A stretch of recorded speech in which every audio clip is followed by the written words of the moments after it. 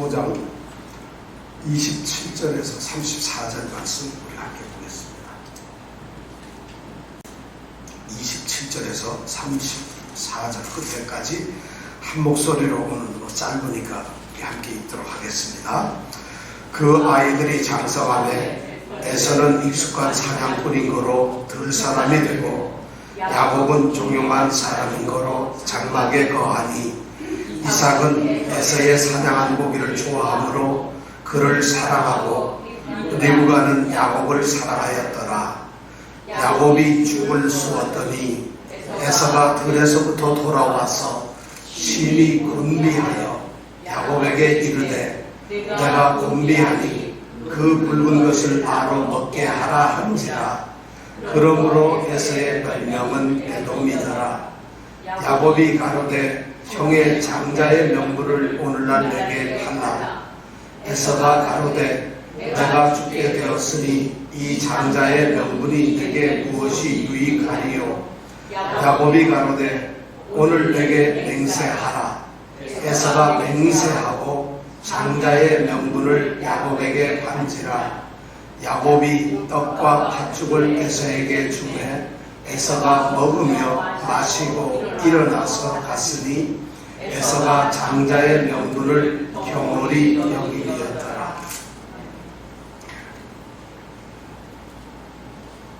오늘 말씀은 우리가 지난주 화요일 말씀을 기억하셔야만 오늘 말씀이 연결이 되고 이해가 됩니다. 지난주 화요일 우리가 읽었던 말씀이 뭐였죠?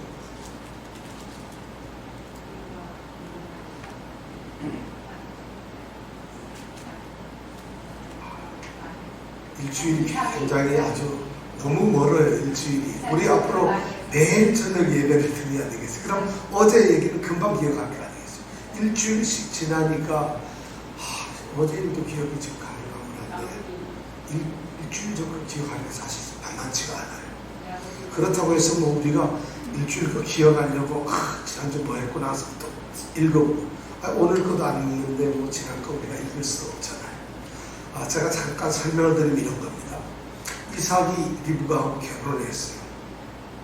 근데 20년 동안 애를 낳지 못했는데 기도를 해서 우리 리브가가 애를 갖게 됐어요. 그래서 애를 갖게 되어서 너무 좋아요. 정말 너무 기쁘죠. 그래서 그 애를 갖게 되었는데 문제는 이 애들이 이 태 중에서 싸우지. 서로 다투어요. 근데 하나님께서 이제 그 이유를 설명을 해주시는데 내 속에 있는 이 다투는 두 아이가 다 국민 하나의 민족이 될 것이다. 그리고 그들이 싸우게 될 것이고 그리고 큰 자가 어린 자를 섬기게 될 것이다 하는 이 말씀을 해주시죠. 바로 그 아이들이 태어나서 형이 이름이 뭐라고요? 에서. 그리고 동생은 야곱. 이거 알면 굉장히 중요한 거죠. 형은 에서고 야곱은 동생이에요. 이 둘이 뭐라고요? 쌍둥이에요. 쌍둥이인데 형이 에서. 이름이 왜 에서라고 그랬죠? 에서가 왜 이름이었죠? 털이 많아서 털보기 때문에 에서. 절대 붉었기 때문에 에서라 그러면 그거는 빵점입니다. 우리가 되게 에서 그러면 붉어서 에서라고 그랬는데 천만의 말씀. 붉었다는 건 에돔이지 에서가 아니에요. 에서는 무슨 뜻이다?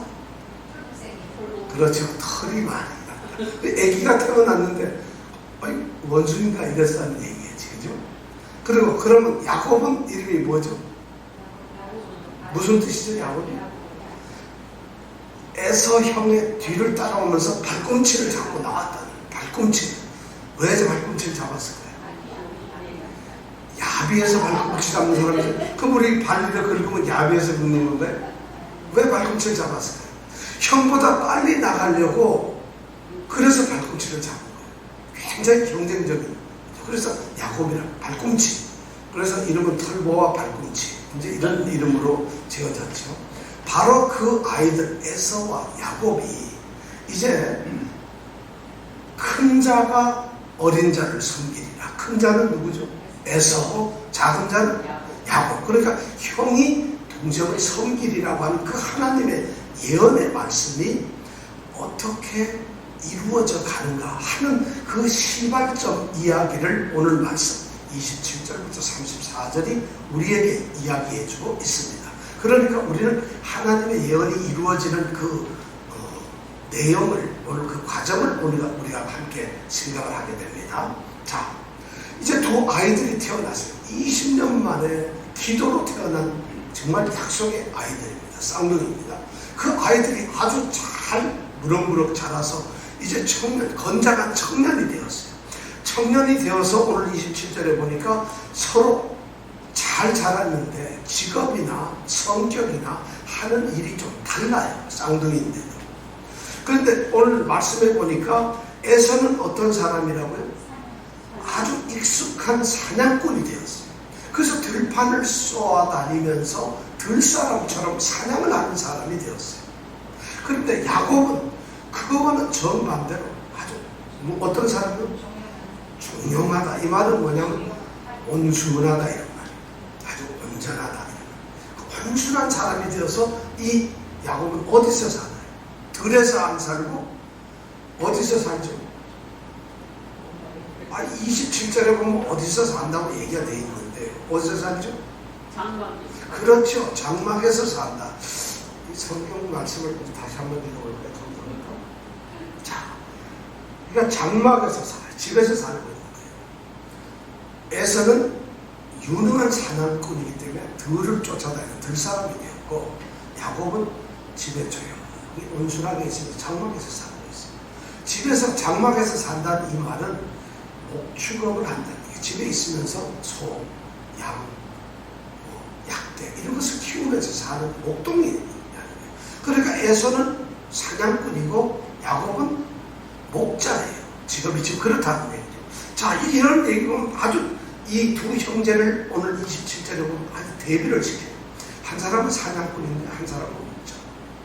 한 사람은 들에서 쏘다니지만 한 사람은 장막에서 사는 거예요. 이 두 쌍둥이가 아주 비교가 되고 대조적으로 돼요. 그러니까 에서는 여러분 들에서 사냥을 하니까 좀 성격이 어떨 것 같아요?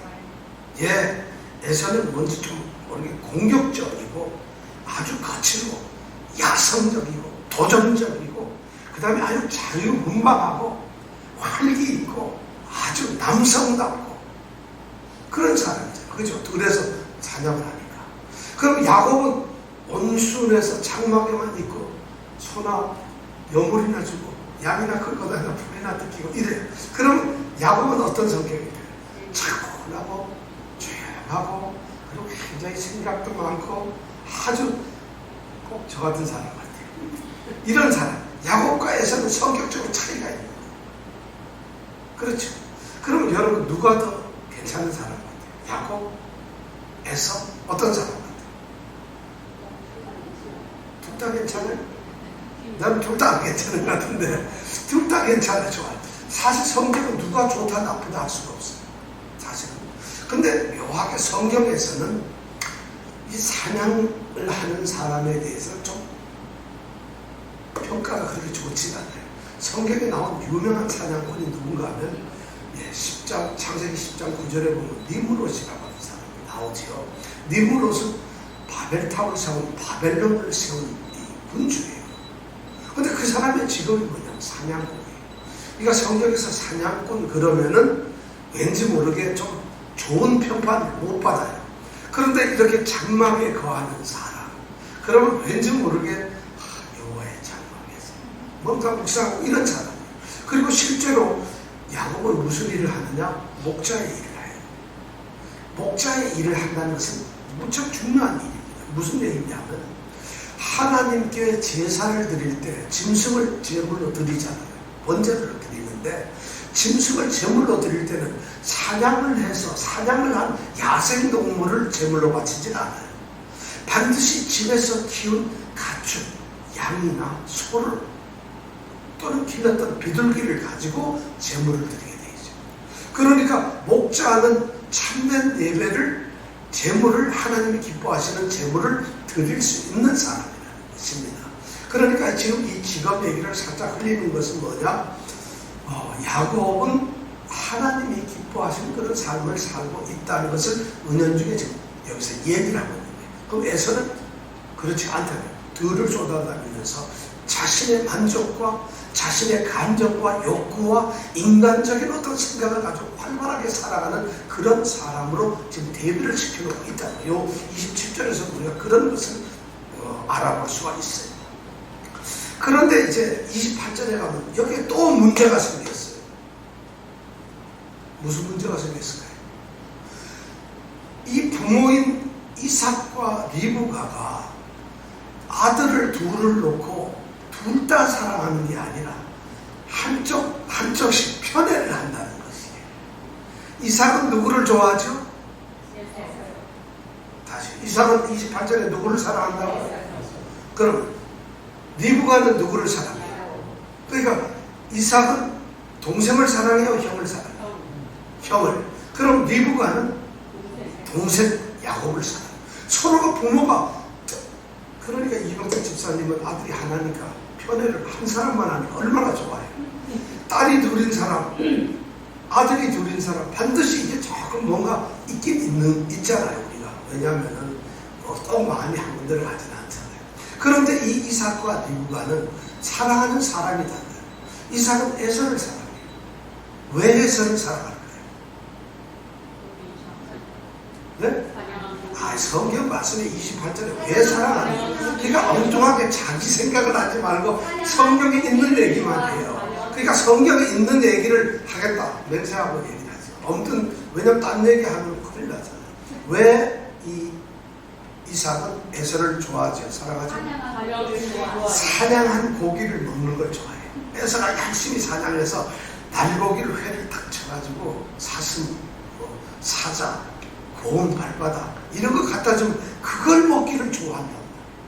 그래서 에서를 사랑해요, 이삭은. 근데 리브가는 야곱을 사랑하는 이유가 뭘까요? 성경에 뭐라고 되어 있어요? 그냥 사랑했다 이렇게 되어 있지는 않잖아요. 아무 얘기를 안 해요, 성경은. 그냥 리브가는 야곱을 사랑하였던 거예요. 이유가 뭔지 몰라요. 그래서 우리는 이렇게 생각을 할 수 있어요. 이삭과 지금 이 리브가가 20년 만에 상도를 낳고 나서 또 키워서 지금 이 청년들이 되었다고 한 20살 됐다고 봤어도 20년이 지났을 텐데 그들 마음속에는 서로 대화가 있었을 거예요. 어떤 대화가 있었을까요? 아마 리브가가 그랬을 것 같아요.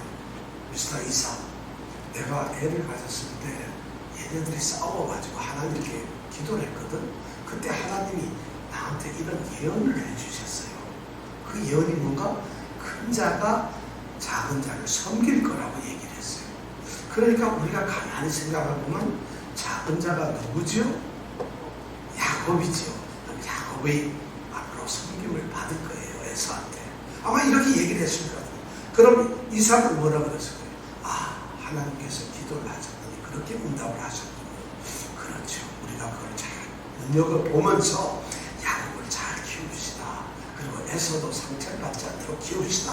뭐 이렇게 키워야 되는 거 아니겠어요? 그런데 아마 그러진 않은 것 같아요.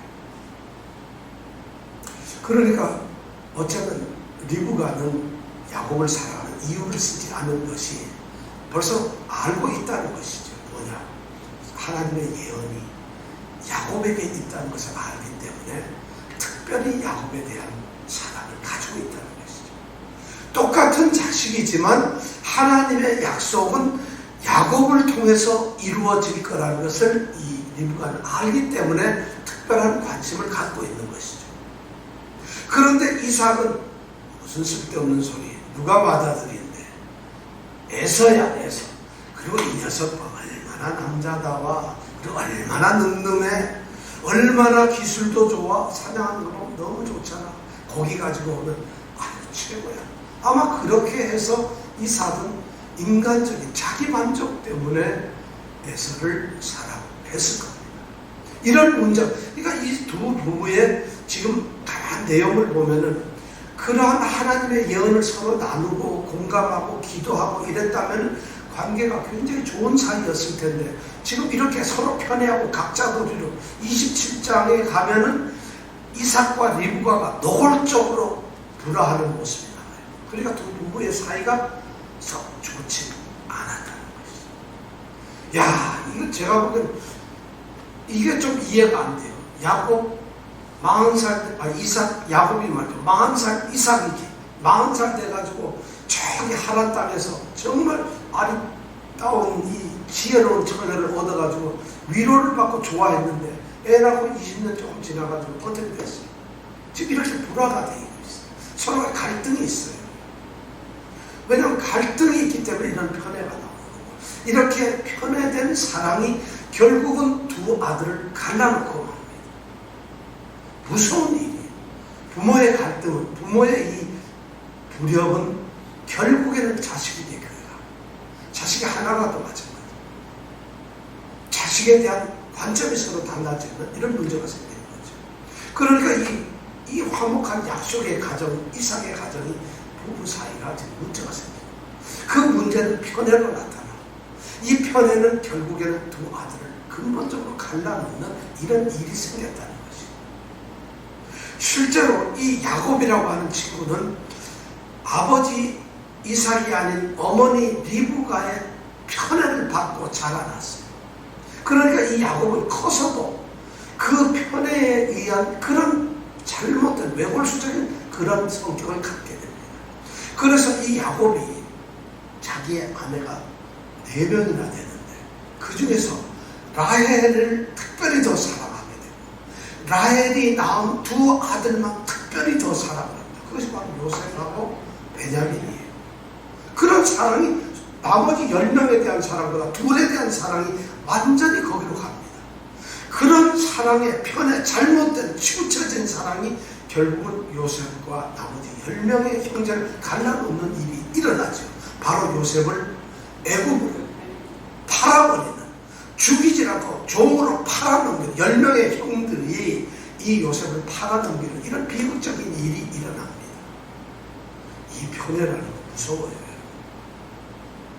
이 시간 아마 한 10초만 생각해봤어요. 나는 우리 애들 오빠를 더 사랑하나 여동생을 더 사랑하나 한번 생각을 해봤어요. 나는 누구를 더 사랑하나? 큰 애를 더 사랑하는가? 작은 애를 더 사랑하는가? 어차피 치우쳐져 있어요. 그런데 이것이 성경에 보면 굉장히 심각한, 이 가정에 아주 심각한 문제가 지금 생기고 있다는 거죠. 그래서 이런 문제가 생기고 있어요.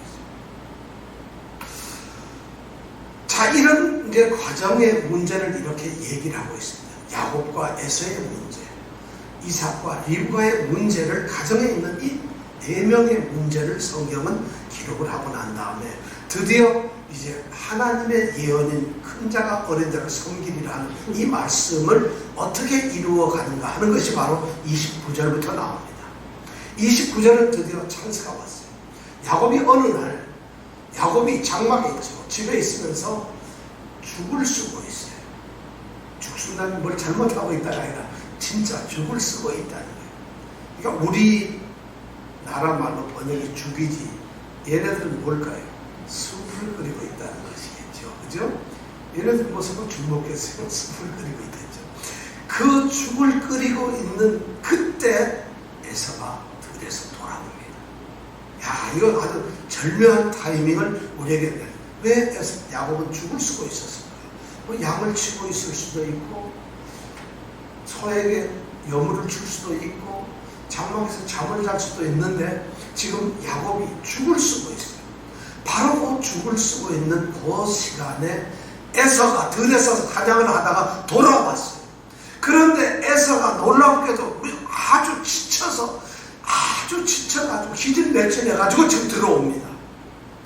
에서는 누굴까요? 유능한 사냥꾼, 아주 익숙한 사냥꾼이란 스킬풀한, 사냥에 대해서 전문가고 최고로 잘하는 유능한 사냥꾼이라는 말이에요. 근데 이 사냥꾼이 그날 사냥을 하나도 못했다. 어쩌면 그날이 아니라 며칠 동안 사냥을 하나도 못했어요.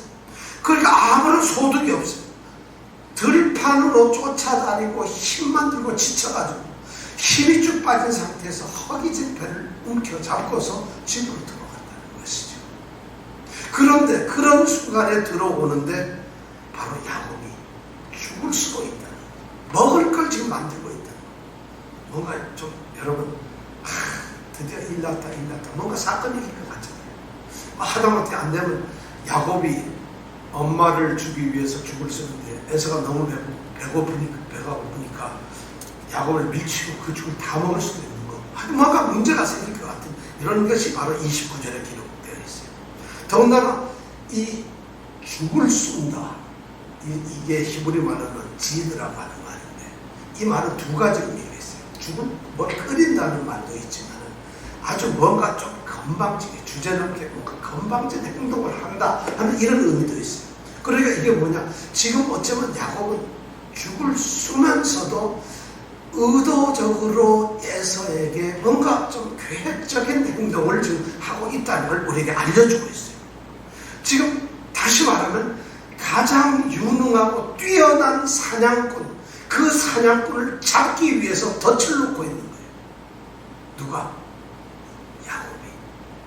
야곱이 지금 사냥꾼인 에서를, 세상에서 둘도 없는 유능한 사냥꾼, 그 사냥꾼을 먹잇감으로 잡기 위해서 이 야곱은 더 유능한 사냥꾼이 되어서 슬그머니 덫을 깔고 있다.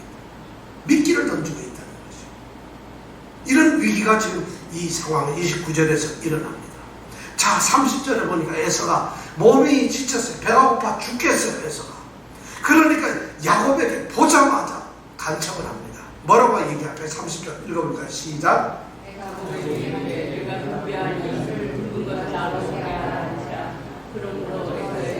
예, 야곱에게 에서가 뭐라 하냐면 내가 곤비하니, 뭐 성경을 이렇게 번역하니까 이게 전혀 맛이 안 나요. 내가 지금 진짜 죽겠다. 진짜 죽을 지경이다 이 말. 곤비하다 이 말은 우리가 성경을 문자적으로 번역을 하니까 그러면 지금 지쳐서 죽겠다. 막 진짜 지금 야곱은 얼마나 지쳤는지 얼마나 피곤했는지 우리는 모르지만 너무 지쳐 있어요. 왜냐면 하나도 못 잡고 돌아와서 배가 고프니까. 그러면서 하는 얘기가 뭐라고 그래요? 나로 먹게 하라는 거죠. 그래서 나로 먹게 하라. 우리 성경 말씀은 너무 성경은 이 히브리어 번역을 너무 점잖겠어요. 나로 먹게 하라 이런 의미가 했는데 이 말은 히브리어로 보면 나를 먹이라는 거예요. 나를 먹이라는데 더 정확하게 얘기하면 빨리 먹을 걸 주어가지고 나한테 한 입을 꽉 넣어줘가지고 이걸 꿀꺽 삼킬 수 있도록 해달라 이런 표현이에요. 한 입에 완전 넣어가지고 빨리 먹게 막 꿀꺽 삼키고 한 입에 완전 입에 넣게 좀 해달라 이런 말입니다.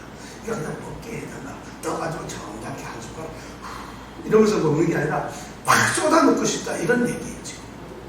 그러니까 얼마나 배가 고프겠어요. 그러니까 막 지금 그렇게 얘기를 하고 있어요. 더군다나 여기에 보면은 뭘 달라 그러는 거예요.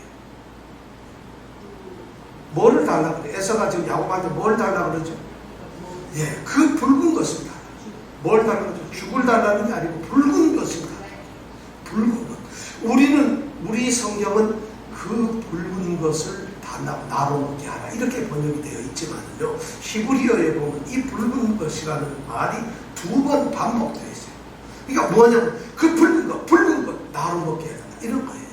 그러니까 성경이 아주 지금 에서가 너무너무 막 허기지니까 막 더듬는 거예요.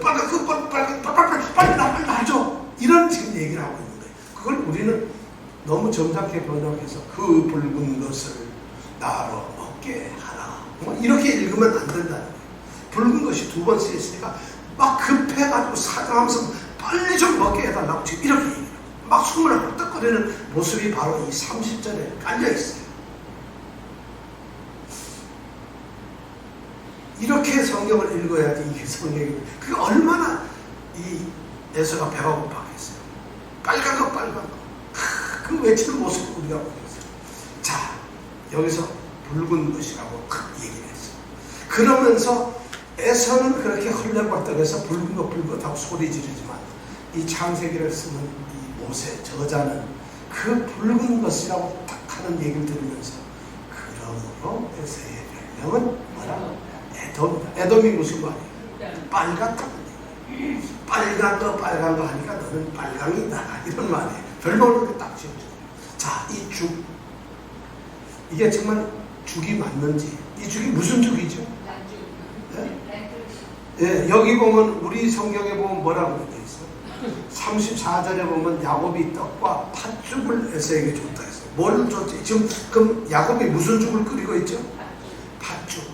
우리가 이해하기 위해서, 이해하기 쉽도록 하기 위해서 한글 성경을 번역하신 분들이 팥죽이라고 했지만 절대 팥죽이 아닙니다. 여러분, 우리가 먹는 이 팥죽을 생각하면 100% 빵점이에요. 그렇지 않아요. 이 히브리 사람들, 유대인들이 먹는 콩이 있어요. 그 콩, 렌즈콩이라는데 그 콩을 가지고 끓이는 거예요.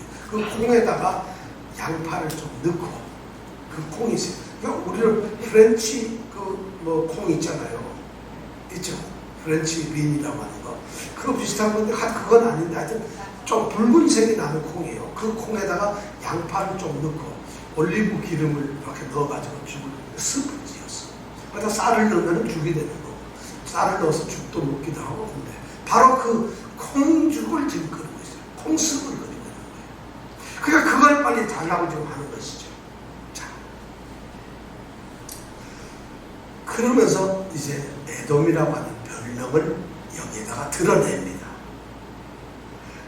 에돔이라고 하는 별명, 북다. 에돔이라는 말은 빨갛다는 말이거든요.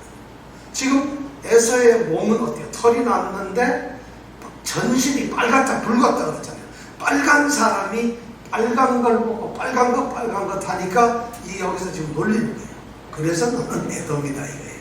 그러니까 에돔의 조상이 바로 이 에서가 된다. 에서는 에돔의 조상이다. 이 얘기를 다시 말하면 이런 말 일부러 넣는 것은 뭐냐면은 에돔 바로 너는 약속의 자녀가 아니야. 세속적이고 너의 조상 에서처럼 충동적이고 세속적이고 절대 야곱과 한편이 될 수 없는 사람이다. 이 얘기를 하고 있어요. 왜냐하면 이게 지금 창세기가 모세가 쓴다면 모세는 출애굽할 때의 이야기잖아요. 출애굽해서 광야에서 40년을 헤매고 가나안 땅을 들어가려고 하는데 가장 이 가까운 지름길이 에돔 땅을 건너가는 것이 에돔 나라를 지나요. 에돔을 지나면 바로 요단강이 나오고 그럼 그거 넘어기면 안 돼요. 그런데 에돔대로 그렇게 가려고 야 우리 지금 가나안 땅에 들어갈 테니까 길을 좀 열어달라. 근데 에돔이 너 땡큐 돌아가라. 안 된다는 거예요. 그래서 우리 이스라엘 민족이 그 가까운 에돔 땅을 거치지 못하고 삥 돌아가서 위로 가서 도로 내려오고 이런 일이 벌어져요. 바로 이런 사건을 이미 후대에 다 있을 걸 알고 의도적으로 여기에서 에돔이라고 하는 말을 넣습니다. 그래서 에돔 족속이다. 그래 다시 말해 에서의 후손인 에돔 족속은 결코 약속의 자녀가 아니라는 것을 우리에게 지금 아주 상징적으로 이야기를 해주고 있다는 것이죠. 그래서 에돔이라는 별명을 얘기를 해줍니다. 자, 지금 드디어 이 30절에 보면 육적인 이 사람 정말 이 육적인 감정적인 이 에서는 말이죠. 자기 감정에 자기가 하고 싶은 그 욕심이나 자기가 뭔가 인간적으로 하고 싶은 그 생각 때문에 자기의 모든 것을 지금 포기하기 시작합니다. 지금 그런 일을 여기서 벌여요.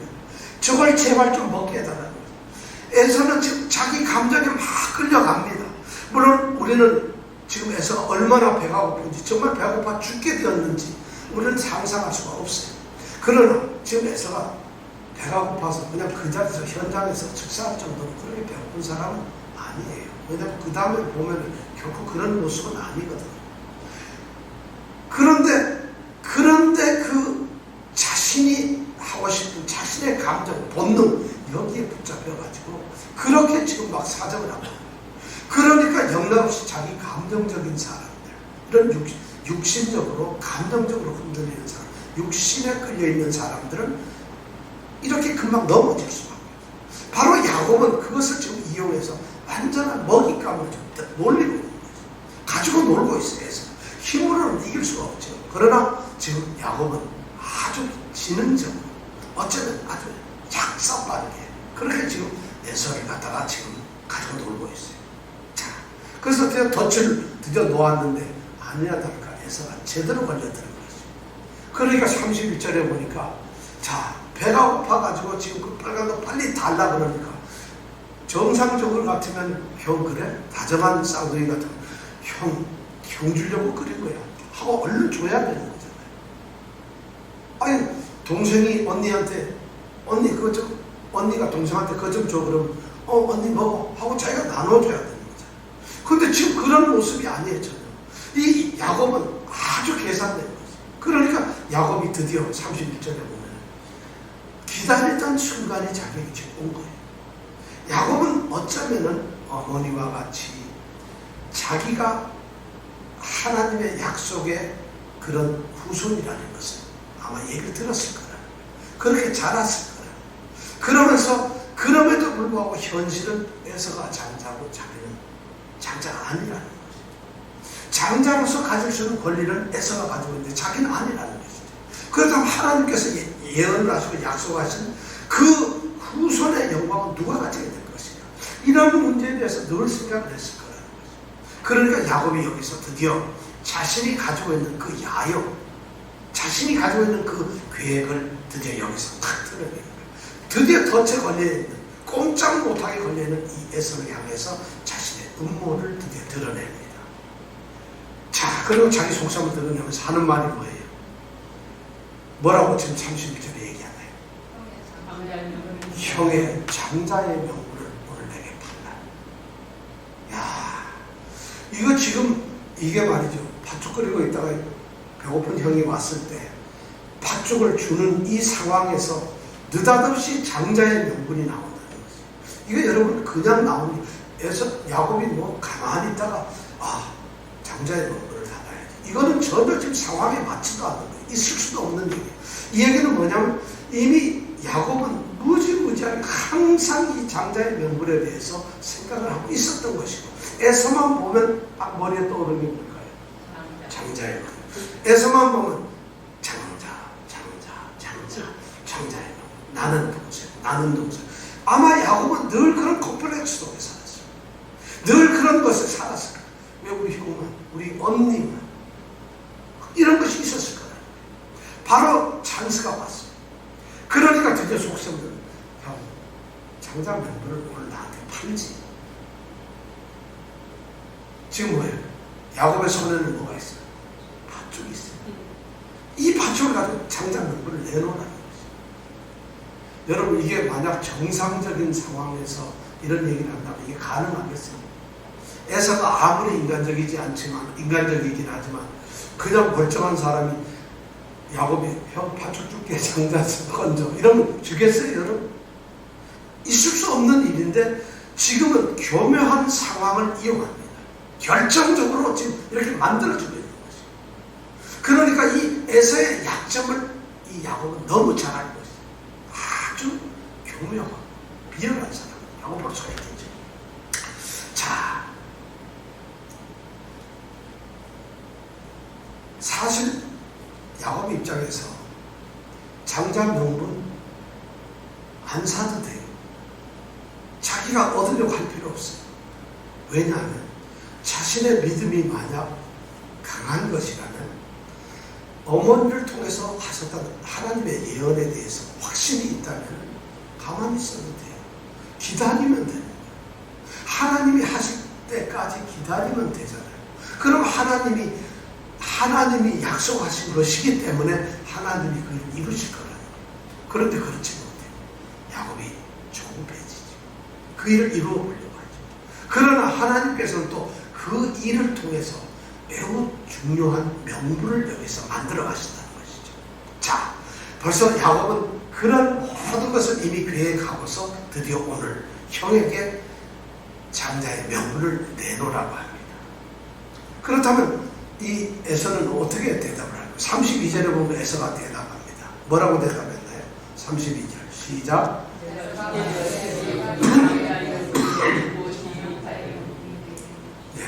내가 죽게 되었으니 내가 이 장자의 명분이 내게 도대체 뭐냐 이게 다 죽을 지경인데 이 장자 명분 나한테 무슨 소용이 있냐는 거지. 가장 인간이 할 수 있는 가장 비참한 얘기를 하고 있어요. 가장 어리석은 이야기를 지금 하고 있는 거예요. 지금 이 에서가 하는 말은 자기가 무슨 말을 하는지도 모르는 거예요. 이것이 지금 에서는 정말 너무 심각한 문제가 있어요.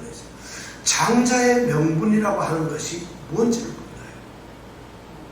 장자의 명분에 대한 요만큼, 눈곱만큼의 생각도 없는 거예요.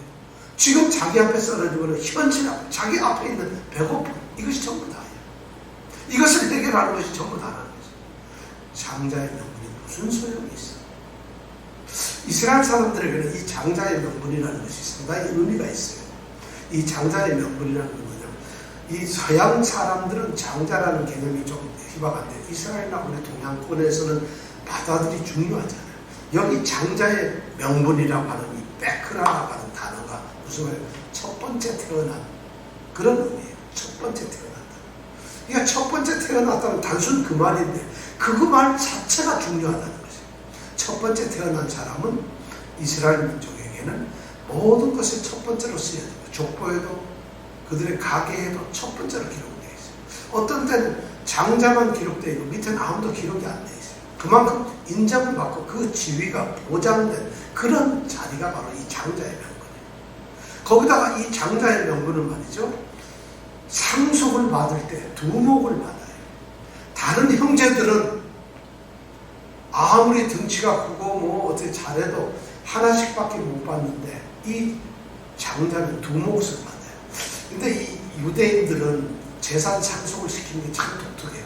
헬라 시대에 오면은 자식이 뭐 맏아들이다 둘째다 이런 차별이 없이 무조건 동등하게 주는 습관이 이제 있는데 유대인들은 그렇지 않아요. 유대인들은 아무래도 유언에 따라서 하지만 유대인들은 그래도 장자가 우선권을 줍니다. 그래서 두목을 주는데 어떻게 하느냐면은 재산이 이렇게 있으면은 이제 자식이 만약 5명이다.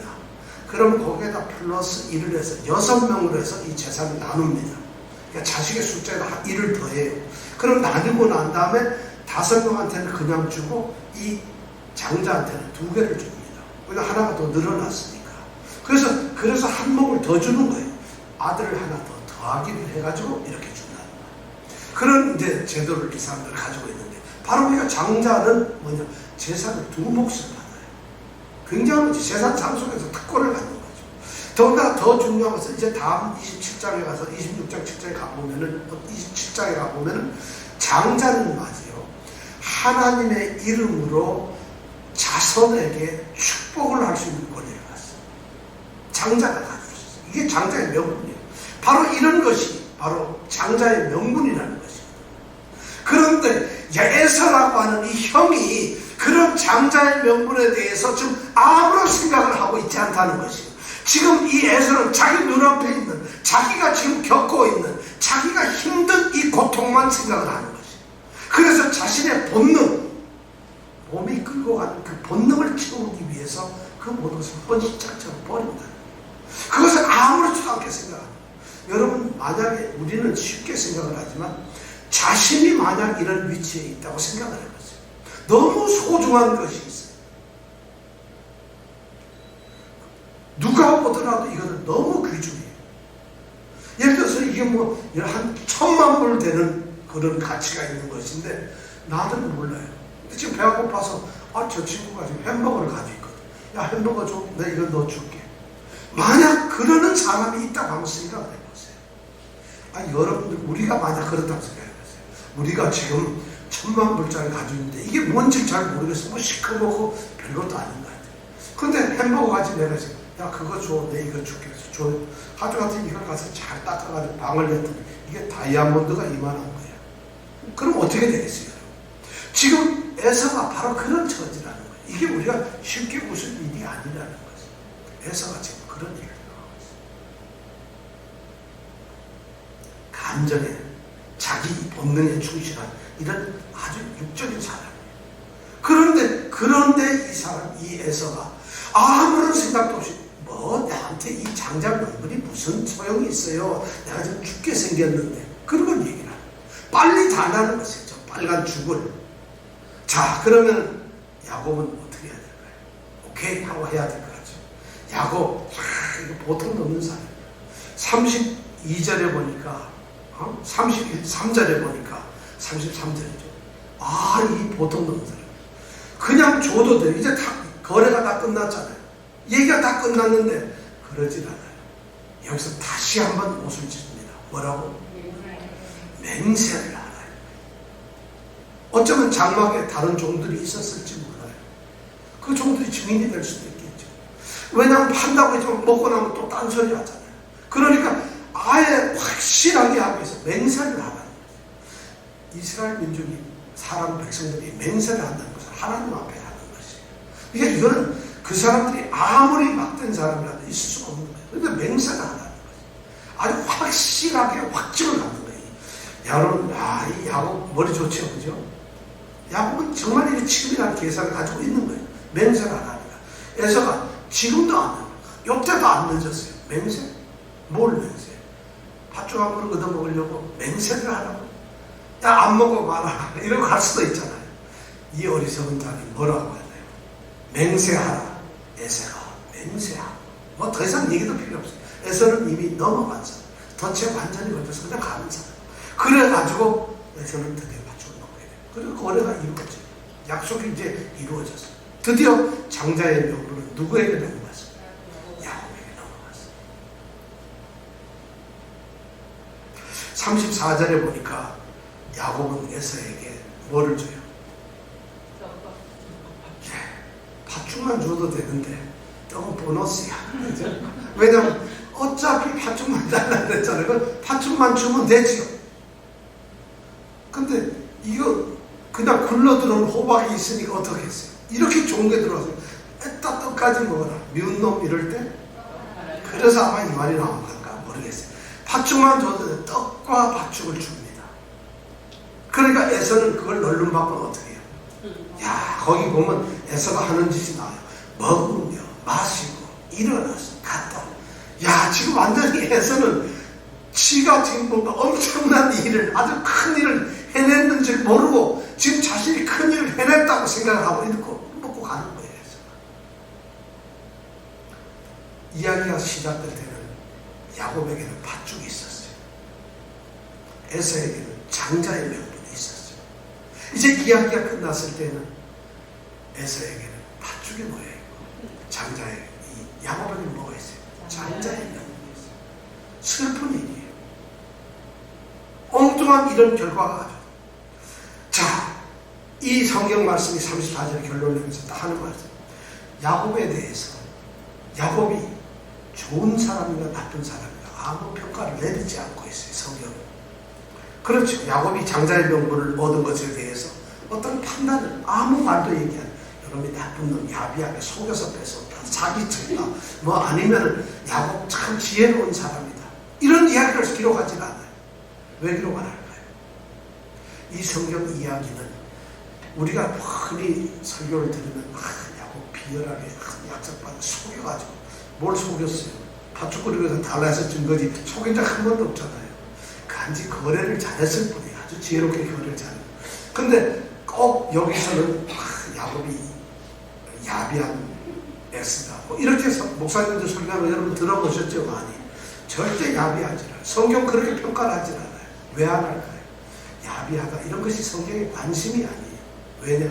하나님의 약속이, 하나님이 하신 예언이 큰 자가 어린 자를 섬기려 하는 것이 지금 어떻게 이루어져 가고 있는가, 이걸 알려주는 것이 성경의 목적이에요. 그러니까 야곱이 좋은 놈인지 나쁜 놈인지 진짜 훌륭한 놈인지 그것은 중요한데 팥죽을 10그릇을 줬는지 한 그릇을 줬는지 절대 중요한 것이 아니라, 다만 중요한 것은 에서가 장자의 명분을 넘겼다는 것이에요. 누구에게? 야곱에게 넘겼다는 것이에요. 그런데 성경 말씀은 야곱에 대해서는 이야기하지 않지만 장자의 명분을 팔아넘긴 에사에 대해서는 여기에 기록을 하고 있어요. 뭐라고 기록을 하고 있을까요?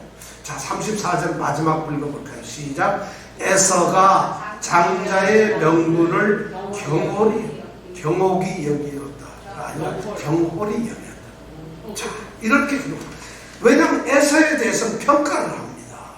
야곱에 대해서는 말을 하는데 경홀히 여겼다고 무시해. 우습게 하찮은 걸로 생각.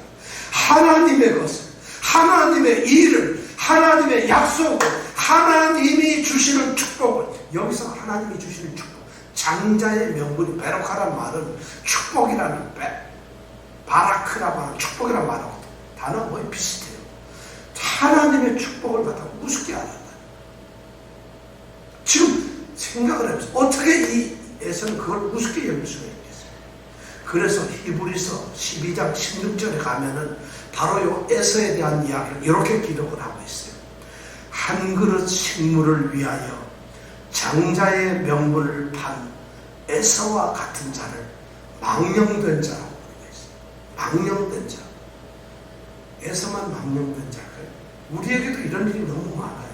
여러분, 가장 귀한 그리스도 안에서 축복을 받은 우리가 그거 알기 우습게 알아요.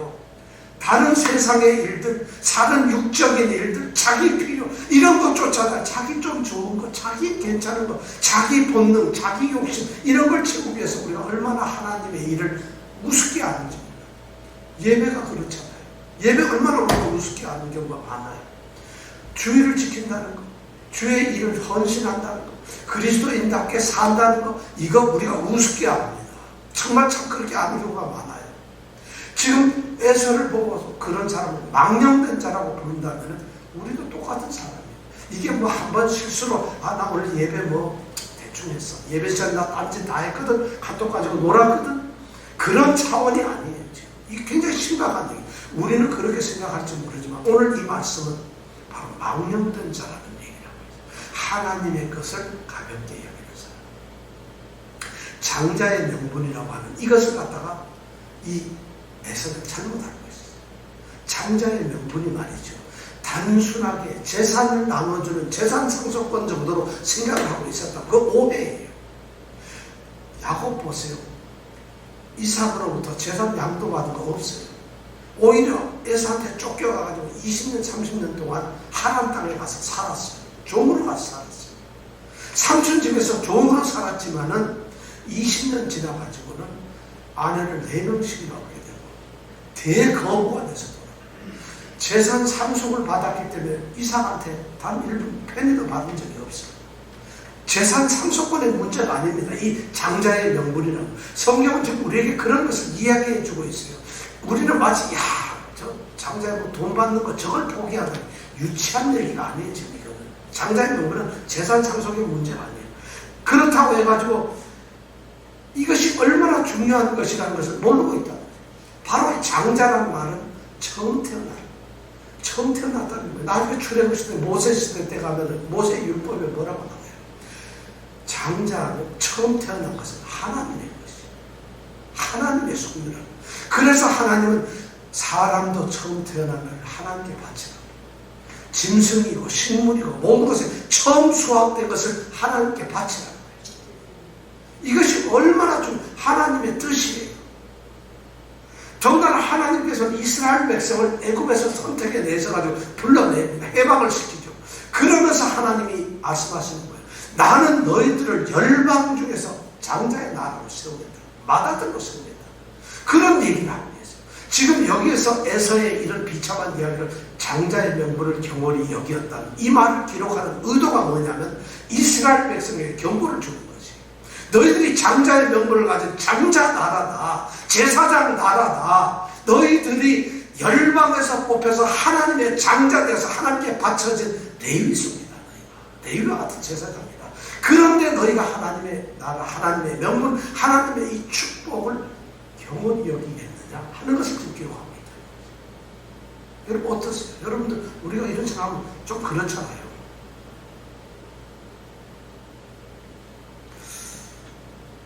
사실 이 에서는 보면 말이죠. 영적인 것보다는 육적인 것을 사랑하는 사람. 영적인 그 가치보다는 육적인 것이 더 커요. 돈 몇 푼이 신앙보다 훨씬 커요. 자기 건강, 자기 입 아름다워지는 것, 자기 재미있는 것 이런 것이 예배보다도 더 가치가 있어져요. 하나님을 섬기고 하나님을 사랑하는 것보다 가치. 그리스도 복음에 합당하게 못 사는 것이죠. 그러니까 하나님의 것을 하나님의 일을 경홀히 여기는 자예요. 그런 사람이었어요. 어쩌면은 이 에서는 하나님의 일에 무식한 사람이에요. 모르는 거예요. 뭐가 그리스도의 복음이고 뭐가 하나님 말씀대로 살아가는 것인지 모르는 사람이에요. 알면은 그럴 수가 없잖아요. 내가 그리스도인이 되었다. 내가 구원을 받았다. 내가 하나님의 자녀가 되고 내가 천국의 시민이 되었다는 그 시민권이 무엇이라는 걸 모르는 사람이에요. 안다면은 에서는 그럴 수가 없죠. 몰라요.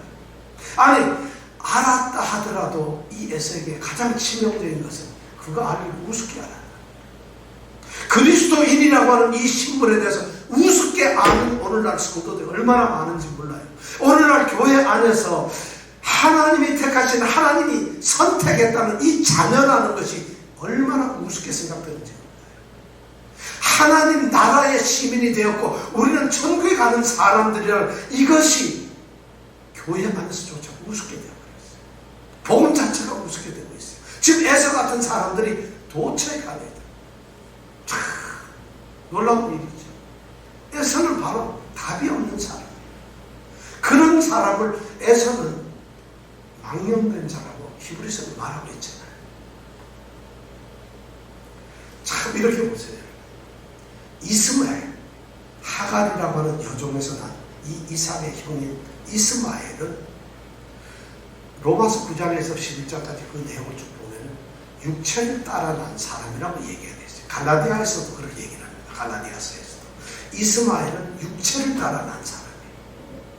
그렇기 때문에 이 육체를 따라 난 이스마엘은 맏아들로 태어났지만 장자의 축복을 전혀 주장할 수도 없었고 장자의 축복과는 관계없는 사람이었어요. 왜냐하면 그 사람은 육체로 태어난 약속의 아들이 아니었기 때문에. 근데 우리가 여기 있는 에서는 누굴까요? 약속의 아들인 이삭이 간절히 기도해가지고 태어난 육체를 따라 난 사람이 아니라는 것이에요. 야곱과 똑같이 쌍둥이로 태어난 약속의 아들 이삭에 태어난 기도의 아들이라는 것이에요. 육체를 따라서 난 사람이 아니에요. 그런데 왜 이 에서는 버려질 거예요? 그 마음이 육체를 따랐기 때문에. 육체를 따라 나진 않았지만 그 마음이, 그 생각이 육체를 따라가는 사람이었고 육체를 따라 살아가는 삶을 살기 때문에 그는 장자의 권리를 잃어버리고 마는 것이에요. 무서운 얘기예요. 사실. 이스마엘이 어쩔 수 없지만 에서는 지금 그런 존재예요. 오늘날 여러분들에게 우리가 이런 생각을 해봤어요. 우리는 그리스도인으로서 하나님이 부르셨어요. 자녀로. 우리는 자녀로서 특권이 있어요.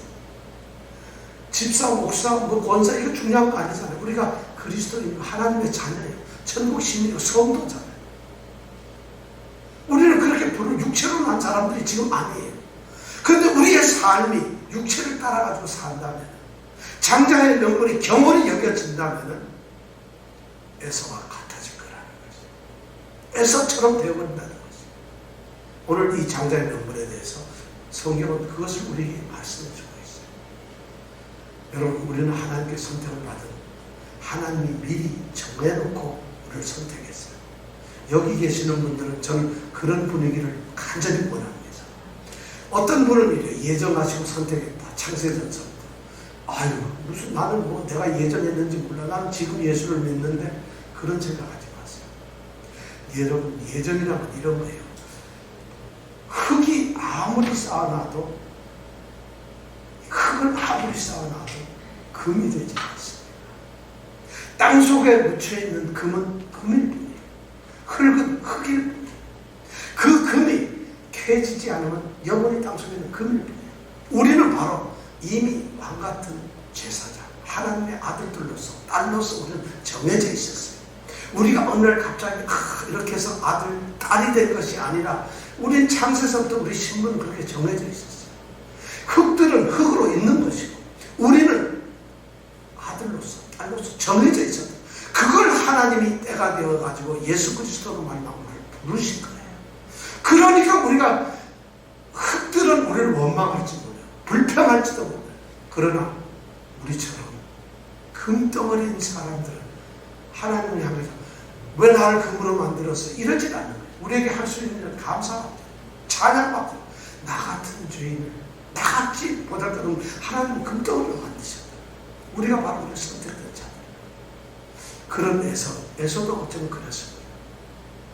에서도 장자의 명분을 어쩌면 어떤지 몰라도 그는 약속의 아들로서